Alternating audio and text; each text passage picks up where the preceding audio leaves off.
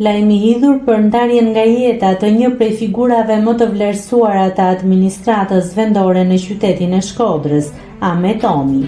Në moshën 74 vjeçare, Omi mbylli syt për gjithmonë duke lënë pas një trashëgimi të pasur profesionale dhe njerëzore, një karrierë në shërbim të qytetarëve.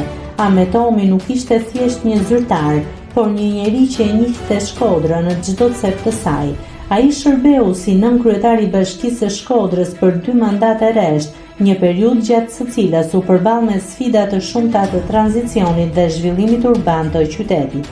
Përveç rolit të tij të pushtetit vendor, Omi ka mbajtur detyra të rëndësishme në administratën publike, duke kontribuar në organizimin dhe mirë funksionimin e institucioneve shtetërore, menaxhimin e burimeve njerëzore, duke u njohur si një mentor për brezat e rinj të nënpunësve, angazhimin komunitar, si një pikë referimi për dialogun mes qytetarëve dhe institucioneve, një humbje për komunitetin. Omi kujtohet nga kolegët dhe bashkëpunëtorët si një njeri i matur, i urtë dhe me një etik të lartë pune. Gjatë kohës që shërbeu në bashki, ai ushqua përqasjen e tij pragmatike dhe dëshirën për të zgjidhur problemet e komunitetit me qetësi dhe profesionalizëm.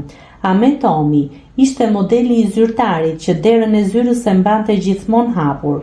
Shkodra humbi një qytetar model dhe një shërbyes publik të palodhur, shprehen kolegët e tij të afërt.